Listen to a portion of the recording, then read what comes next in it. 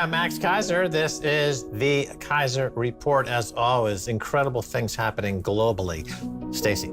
Hey, Max. Well, guess what? China will dominate AI unless U.S. invests more. Commission warns. So AI is artificial intelligence, and the commission is headed by Eric Schmidt, the former head of Google.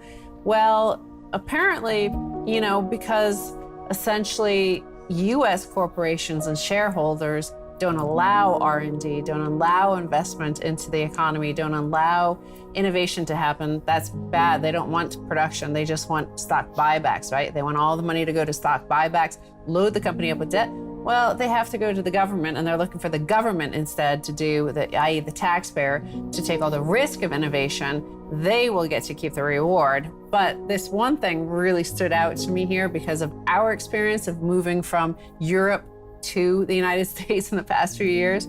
Eric Schmidt says China already holds the lead in some areas, including some aspects of payment technology and facial recognition. While mass surveillance may not be an area where the U.S. needs to be ahead of China, Schmidt said, he is concerned that China has a 5-year lead in e-commerce systems and electronic payments. I think that's a very big deal, he said. It's like, Walmart gets the government to pay their employees.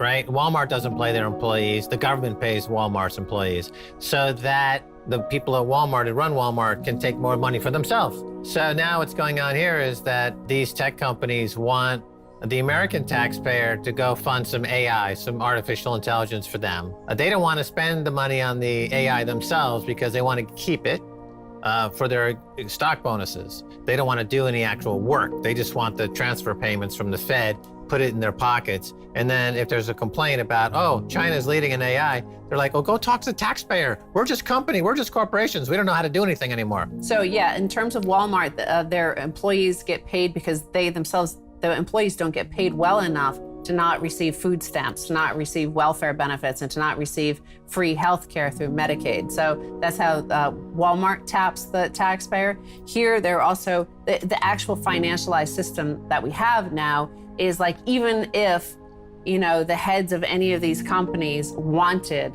to do something, wanted to invest in their company, the stockholders would not allow them. They would be totally punished. They would be hit by hostile, Paul Singer sort of investors who would come in and say, why is this guy investing in actually research? Like, what is this guy, a madman? Like, let's get rid of this CEO. So they can't even do that. Like, it's not even set up. Eric Schmidt doesn't, of course, he likes that system because he's done well out of it, but he doesn't want to tell the population that this is actually what happens, why we can't have innovation in this country, and yet China seems to be able to have so much innovation. Bitcoin could be the new currency for global trade. Citibank says. Of course, that's Dorian Nakamoto. We often have an image of him hanging here. And this is the much talked about report out of Citibank that many academic economists were very upset with. But basically what Citibank is saying, and they're one of the biggest recipients of bailouts in American history and part of this financial system whereby, China's eating their lunch and payment system because the likes of Citibank never bothered to get out of bed. They wouldn't get out of bed for $10,000. They can't be bothered to come up with any innovations. Well, they, in a report entitled Bitcoin at the Tipping Point, it charts the evolution of Bitcoin from a form of payment to its current status as the store of value. The authors forecast that Bitcoin's core properties, combined with its global reach and neutrality, could see it morph into the currency of choice for international trade in around 7 years. It's happening right now because the transaction is the settlement. So you don't need Citibank. It obviates Citibank. It makes Citibank redundant, as are all banks redundant with Bitcoin. I can trade with you as a currency, and it doesn't require any bank, doesn't require a central bank. And they got a little bit reversed. They're saying it started off as a means of payment and people are looking at it as a store of value. But in fact, it started off as a store of value, and now it's morphing into a means of payment. That's the whole history of money. So Citibank should know at least the history of money and how money comes into existence. But nevertheless, a good effort. And I applaud them for at least recognizing that they're about to go out of business. But being involved in Bitcoin early in those days, there were many participants who thought it was like We're going to compete with PayPal. We're going to compete with Visa. It's going to be a settlements. It's going to be used as a means of exchange like that. As you point out, it was actually always a store of value. And in fact, they point out the perceptions. They say perceptions about what makes Bitcoin important continue to evolve and create new opportunities while increasing its perception towards becoming mainstream. It's becoming more mainstream because people's perceptions, i.e. the thing that the Fed, Jerome Powell, is always trying to manage, perceptions, right? That's what Fed speak is all about. They go out there to speak to the market and say, don't worry, we're going to take care of inflation. Don't worry, we're not printing too much money. You might perceive it, if you look over there, like at the food costs, like you might perceive it as a bad situation. Listen to me. I'm massaging your perception about the situation.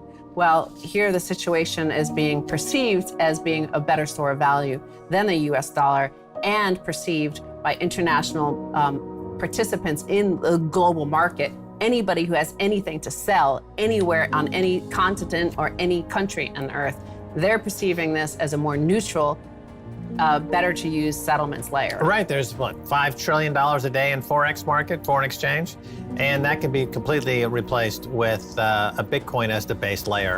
And we've seen that demonstrated now by sending currency from country to country, starting off in one currency, arriving at the destination in that local currency instantaneously, virtually at no cost. Eric Schmidt pointed out that China, he lied a little bit, that China's only 5 years ahead of us in payment technology.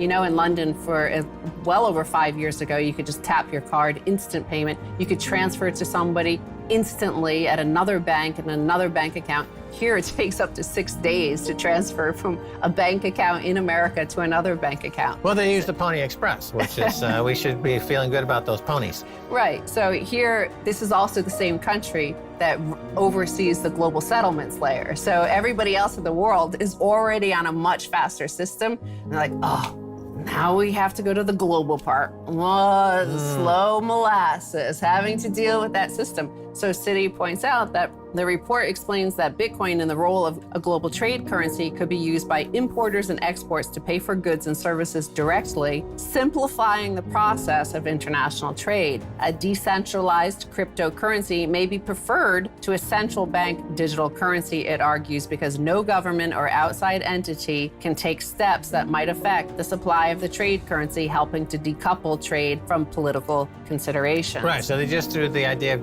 central bank digital currencies under the bus. They're like, central bank digital currencies by definition are central. Therefore, they cannot compete with Bitcoin. So Citibank, again, just threw another industry under the bus. Yeah, I mean, because of course the central bankers are going to look at this threat, the competitor, a better competitor of Bitcoin, and say, well, how do we act like them? How do we, maybe we just form a blockchain. That's all you need, right? That's what it's all about. But no, it's the neutrality and the permissionless nature of it, censorship resistant, because this is another thing that as, whoever controls that system, and it's a dollar system right now, obviously they were pretty fair and open about it when they were outcompeted everybody. When we produced all the semiconductor chips, when we produced all the cars, when we produced all the high tech. But now that other countries are way ahead of us in some aspects, we're like, well, you know what? We're going to slow your payments down. That's how we can outcompete you. We're going to make it harder for you to even trade with anybody. So this is what Citibank is saying. They're agreeing with us. Once again, Keiser report was right. Citibank was wrong until now. Yeah, it's remarkable that it's an indictment on the bank, their very own bank. It's like a mea culpa. It's like, you know what? We're finally going to admit something to everybody in the world.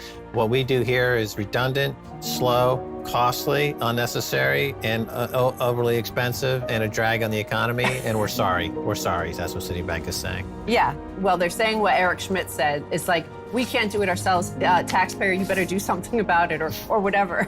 We need another bailout. 2008 wasn't enough, biggest bailout in history. No. We need another bailout because I have to work on my golf game. That's their pitch to America. Okay, buddy. Sure, well, who do I write the check out to? And by the time you get it, China and the rest of the world will be another light year ahead.